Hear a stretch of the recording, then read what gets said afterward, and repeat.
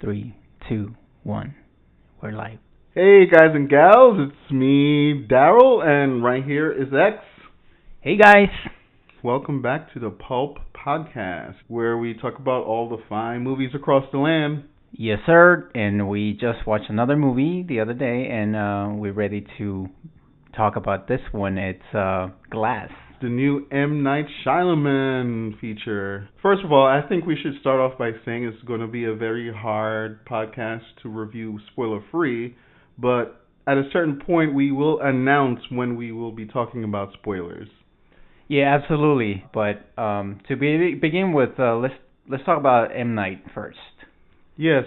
I think before we go anywhere, we have to talk about M. Night and where he came from and where he fell to and what he's trying to come back from. When he started, movies like The Sixth Sense, Unbreakable, The Village, they were all critically acclaimed movies, and everyone thought that he was the next Hitchcock or something. And with good reason, because those movies were pretty good. Yeah, they were great, but then The Sixth Sense was a sensation. It was the biggest thing. Yeah, but then he fell from grace when he got After the Earth, The Last Airbender. Oh my God.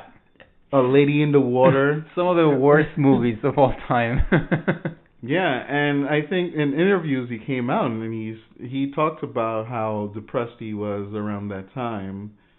And he came back, I think it started with The Visit, but then Split from last year. Yeah, it was The Visit, the one that brought him back to, our attention. It was that movie that people were back to, oh crap, he's back. But yeah, like you were saying, there were some really bad movies. And I think it happens because from the beginning, he had a formula, right? You knew you were watching an M. Night movie. Yeah.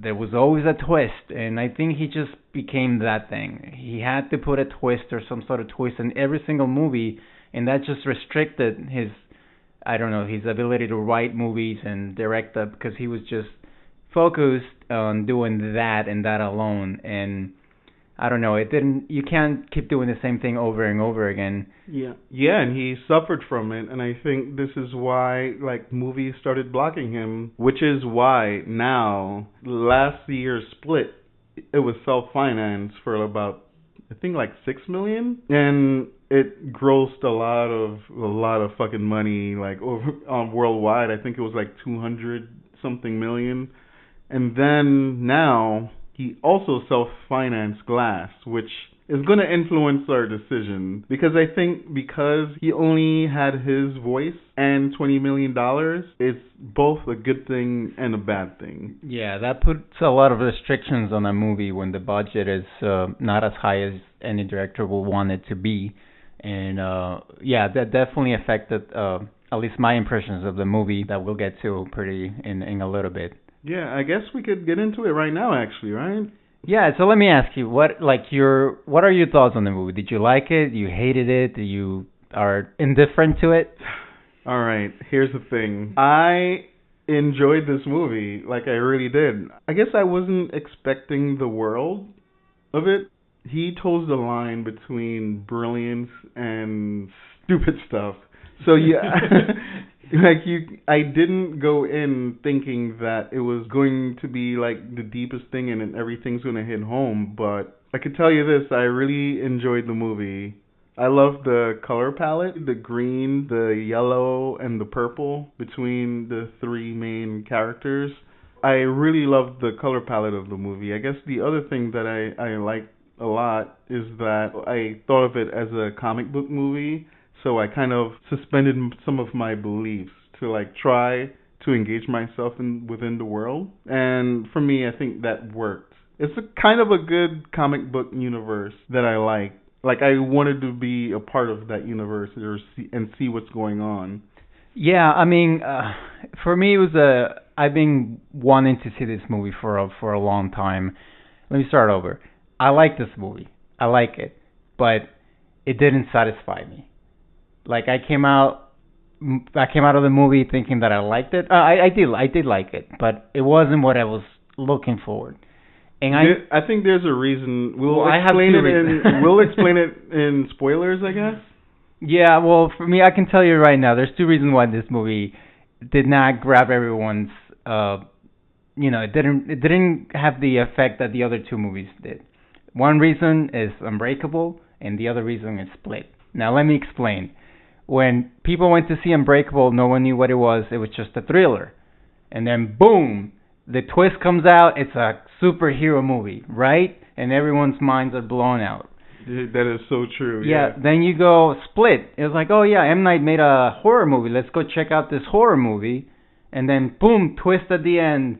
What? This is related to Unbreakable, same universe. Oh my God, this movie's so good. Yeah. So it's a surprise universe. Exactly. So then you go to this movie knowing what those two are and kind of expecting what to see in this movie. So it was never gonna have the same effect than the other two did. Never. So that's what I meant, that this movie was never gonna work out. I don't know if I'm phrasing it right, but I think you know what I mean. It was never gonna have that same impact that the other two did. Yeah, it's hard for it to get a punch. Exactly. It's not gonna or kick you like those movies did. Yeah. Yeah, Totally you already knew the characters. You were expecting something already. You just wanted to see the culmination, and I think he made it work to an extent, and then he dropped the ball, for me, in my opinion, at the end. Like, I think 2/3 of the movie worked really well, and then the last third of the movie, the last act, to me, in my opinion, he kind of dropped the ball. But I don't know. What do you think? Yeah, this is why I brought up earlier that it's a good thing and bad thing that it was self-financed, and I'm gonna get more clear about these details in spoiler, but I guess it would have helped him if he had someone else's input and money in it, so it would have been a bigger punch at the end. It also would have helped if Bruce Willis would have been like being into the movie. It felt like Bruce Willis was not into this movie. Like he barely acted it. Like it almost felt like he was just there, like just there. Yeah, I think. Oh, this is another thing. I'll get more into spoilers. It's so hard to talk about. Is that the movie is not about any one character. It's about M. Night Shyamalan and his universe that he wants to create. And I think that kind of did the movie bad too. Even though we like it. Yeah. Sounds like there are just some things. I think we're more disappointed that we like it, but you could have like kicked us. Yeah, I mean, he could have done something great with it. But like I said, I don't know if he could have, because I explained already that, Unbreakable and Split just take that away from this movie, because you already saw those two movies, you know what's going on, and now there's no punch to this movie, like you said. I don't know. In my opinion, it would have taken a mind-blowing twist that he tried to, but did not work, in my opinion. Mm-hmm. And not only that, the biggest thing for me, I really went to this movie wanting to see Mr. Glass. The movie's called Glass, and you don't get a lot of Mr. Glass. There's not a lot of Glass, maybe at the second act of the movie you start to get some of Glass, and I was a little disappointed with that. The movie's called Glass.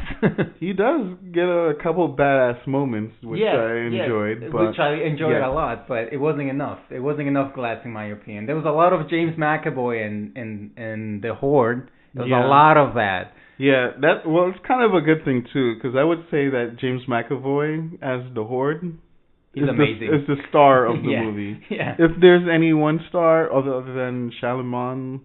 I don't know. M. Night. M. Night. Let's call him M. Night. Yeah. MK. All right, let's get into spoilers. Yeah, it's spoilers. So, what are we going to go with first? The ending? Yeah, so the biggest point... Okay, so this movie has two twists, right? The first twist is, in my opinion, one of the most ridiculous things I've ever seen. We know it's a comic book universe, but he takes it to the extreme. It's like he literally makes it a comic book movie, even to the point that he brings a secret organization, and that's the twist. Like everything that you see in the movie, the people that run the asylum are all part of this secret organization that are here on Earth to get rid of superhumans or at least control them at some or like make them think that they're just regular humans. So you did not like that twist. I did not like that.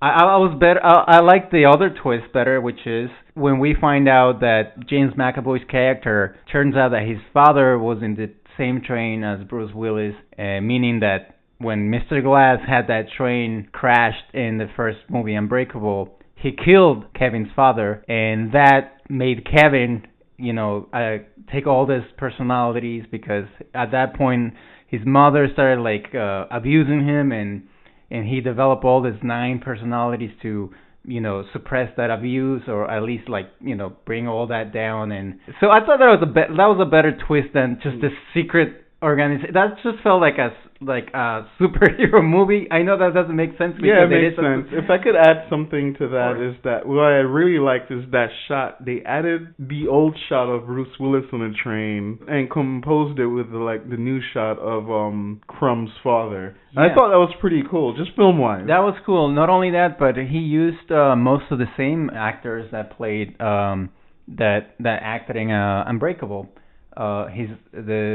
Bruce Willis's son is the same actor, and even Mr. Glass's mother, it was the same actress from Unbreakable. That was a mistake because her makeup was horrendous. It was horrible because she's actually younger than Samuel Adams. You're thinking about beer, buddy. Yeah. No. She's actually younger than Samuel Jackson, and so they had to put all this makeup in her face, and she looked weird. I mean, I don't know if you noticed the makeup, but I didn't even notice really? or cared because I think I just looked past that because the thing, as I said, the thing about M. Night is that he just holds the line between brilliance and idiocy. Yeah. And I think he gets carried away. That's what I'm saying. This is, we all understand this is a superhero universe, but it's kind of grounded in reality, if you know what I mean. Once you introduce this secret organization and all that, it literally, in my mind, it became a typical superhero movie. That was it. I was like, oh, I'm watching a mainstream superhero movie, and that didn't click with me. It did seem different for me than the MCU or the DCU, which I guess I like. And I like that it was meta with itself. I like that too. And that the idea is these powers have been suppressed by a lot all this time and they're trying to awaken people. But there's 2 things I will say about the secret society thing. I think it would have worked if they showed that in the middle of the movie and they weren't just a bunch of faceless people. Yeah. Or less he's definitely coming out with a 4th movie. I hope not. I'm going to be honest with you. I hope not. I mean, I like the movie and I like that it ended. It does seem like he wants to start something new with it, Yeah. Even Mr. Glass at one point, he says, this is just an origin movie. It's just an origin story. Yeah. An origin story. So that leaves the door open to maybe he wants to stay in this universe, but, different characters. And since this is spoilers, basically every single superhuman in this movie dies. Mr. Glass, the Horde, and what was his name they gave? The Overseer. The Overseer. I would have gone with Unbreakable, just calling Unbreakable. But or I would have called this guy Split. Yeah. So they're all dead at the end of the movie. That opens the door. Maybe 10 years from now we'll see. Yeah, we'll see. But here's the other thing that I wanted to say. I think this is the thing I didn't like the most about it. And again, I'll reiterate that I did like the movie. I did enjoy it. But the thing I hated the most is how they killed the Overseer. I'm right there with you. I don't think we waited 18 years to see what's going on with this character. And it turns out nothing much. Nothing. And nothing then much. He dies easily. I actually like the beginning of the movie when he's actually doing stuff. He's trying to protect people and you see that. And he's working along with his son and they're a team and they're working and then saving people and all that stuff. And one of the biggest problems I have with this movie is Bruce Willis. Bruce Willis is kind of just there and he's not really acting. He's just being Bruce Willis. And like you said, he gets killed, and it's one of the most bleh, like kills of all time. And probably I don't know if saw the script. He was probably really into the movie until he saw the script, and he was like, what, "Nothing happens to me? Like what?" And I was like, "All right, I'll mail it in." I don't know if you noticed this, but also I really wanted to see the fights between the Horde and the Overseer, and the way they were shot, to me, they sucked because I wanted to see like an actual fight. And you could see Bruce. Maybe he didn't want to like do any like physical acting or anything like that, because you could see them just kind of like individual cameras, and then the camera will pull up to a wide shot, and it'll be. It was obviously it was like a stuntman, and then even their fights, it was kind of like lame when they were like just fighting. No, I expected a better fight scene between them two, but I could tell it was just Bruce Willis didn't want to do any physical. Anything at all in this movie. So that's my last point, I guess. I mean, it's something I said before, but I wanted to ask you about this because it's M. Night and it's self-financed. It's a superhero movie, but it seems like it's grounded because there's less money for special effects. It's grounded in the reality. So even all of the feats of strength they did, it looked realistic, I guess, but not like like Tony Stark blasting something to bits. It's more subtle. I understand that. And do you think that's a good thing or a bad thing? No, the thing is, like, he didn't do it properly. I understand what you're saying. He had a low budget and he could only do so much. And the fights, it was just them hugging each other and like pushing each other around. There was not a single blow to like just even if even if it's grounded in reality. You throw some blows. You actually try to punch someone, which never happens. Yeah, they just hug each other. Yeah, that's what I mean. It's grounded in reality. I kind of feel like most fights would go out that way. You think so? Yeah, I mean, it's not. I mean, when you're not like a professional boxer, like most fights are like. But I feel like you at least try to punch someone. Maybe I'm wrong. I don't know. I just felt like every time I watch any of those scenes, those fighting scenes. You could tell there was like they brought the stuntman, Bruce Willis was out of the picture, and then they would kind of like just push each other around. It felt kind of lame. Yeah. I don't know. I wanted more with the fights. I will definitely say that. Yeah, and other than that, I mean, like you keep saying, you like the movie. I like the movie too. I didn't like how most of them died. Most of the main characters died. I don't like how the Horde got killed with a shot. When he was distracted, and obviously I didn't like when the Overseer got killed, just drowned in some some puddle of water. The murder puddle. And Mr. Glass was fine, He was great too. I liked Sam Jackson. He was good as a Mr. Glass, and I want to see more. And we spent like 2/3 of the movie he's being pretending to be mute or catatonic. I think that's the word. Mm-hmm. So like that's what I meant when we don't get enough Glass, Mr. Glass. But I don't know. I liked it. I think it's obviously, if I had to put the three movies in order, for me it'll be Unbreakable, then Split, and obviously the third one will be this one. As trilogies go. Yeah. But I guess that sums up all our thoughts, right? Yeah, I mean, I would say, I don't see a reason why you have to go watch this at a movie theater. It's a low budget movie, but yeah, if you can rent it or when it comes out on Netflix, it's a must watch. I think if you're at home, it's a very entertaining movie. You're still gonna be entertained. If you watch the other two, you're gonna like this movie, I think. Yeah. Yeah, it's a must watch if you watch the other two. Yeah, we give it a half a thumb up each. Yeah. So one thumb. Yeah. All right. I'll just leave it at that, I guess. Yeah. Let's peace out on that. Yeah. One more last thing. Like I said, my personal feelings in the movie while watching it was I like it, but it didn't satisfy me. The ending was okay, and I'll just leave it at that. Yeah, I think it's funny because when I got the movie, I thought it was gonna be way more favorable than what I'm saying now.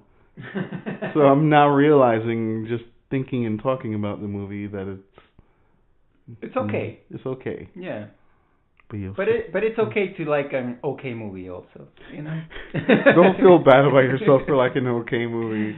Yeah. All right, that's it. That's all we got. That's it. And that's it, guys. As usual, if you like this video, please hit the like button. If you didn't dislike it, that's fine by us. Subscribe because that helps the channel grow. We're just starting a new channel, so we need all talking shit right now. We need all the help that we can get from you guys. And that's it for now. Where can people find you on the social medias? On the social media, that's Twitter at DEBanks, DEBANKS. You can find me as Parzival XL. If you ever watch Ready Player One, then you know how to spell it, but I'll do it anyways. It's PARZIVAL space XL. And that's me. Pulp out. Out.